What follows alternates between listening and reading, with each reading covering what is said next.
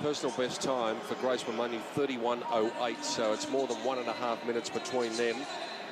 It's all on the night, though. There is Australia's Eloise Wellings with a bit of a message, Love Mercy Foundation. And the Australian at 27 years of age. So the adventure begins.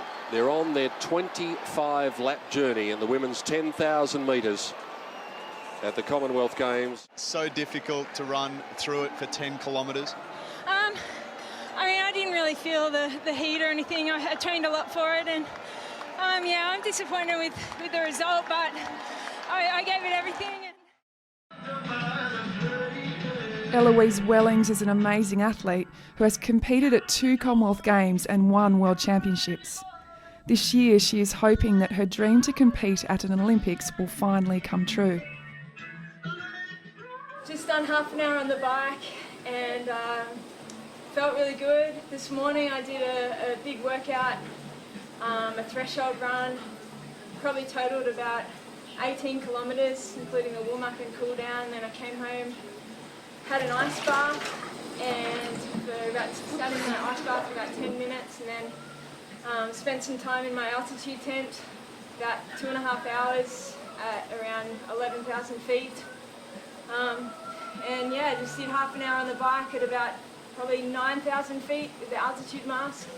And then now I'll just do some abs, my 6-minute abs, and some strength work to finish off. Eloise first qualified for the Sydney Olympics in 2000 at just 16 years of age. How did you feel when you had to pull out of the Olympics when you were 16? That was my first stress fracture was when I was 16. I just qualified for the Sydney Olympics.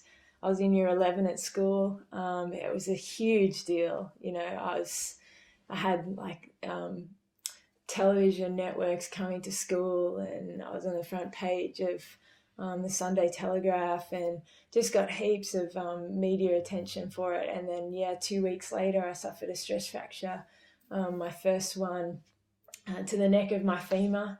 And it was devastating. It was totally devastating.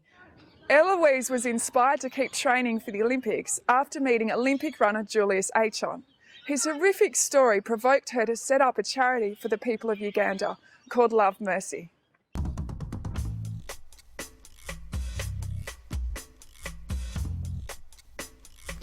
Eloise then had further injury disappointment in 2008 after missing out on qualifying for the Beijing Olympics.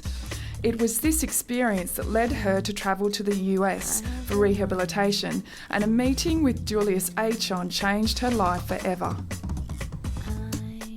Now, the message on the start line? Love Mercy Uganda Foundation. It's our foundation. It's actually in honour of Julius and his story.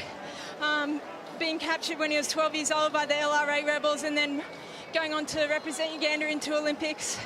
And so it's lovemercyfoundation.org. The story came in 1988, at the age of 12, in the evening, when the rebels came and attacked the whole village.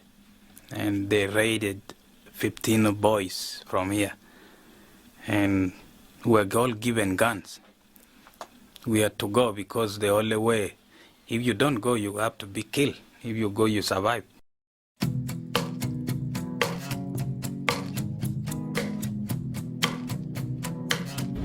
I ran on Friday, then on Saturday I represented my county, Otuke, to be selected on a district team later.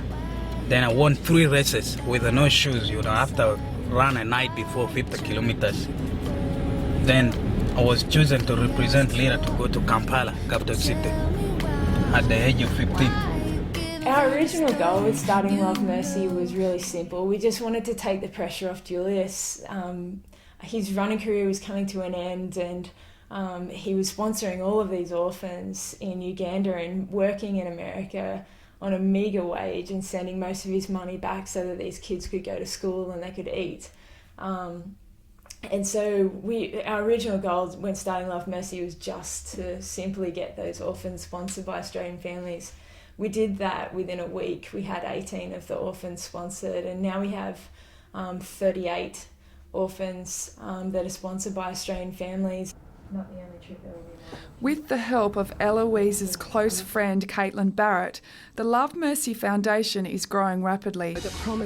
Since the release of the Coney video that looks at stopping Joseph Coney, the leader of the LRA, the Love Mercy Foundation has received much more media attention. What is the Love Mercy Foundation doing? So we're a community development organisation and we're working in some of the worst affected LRA areas in northern Uganda.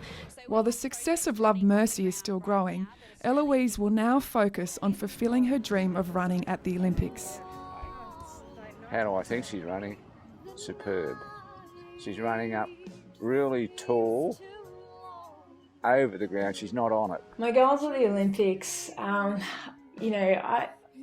once you get there, anything is possible. And I think that, I'd love to obviously win a medal, but I'll be going there just to I'm going to get as fit as I possibly can and focus on the process of doing that and focusing on every day and doing everything right. And I know if I do that, then when I line up, that anything is possible.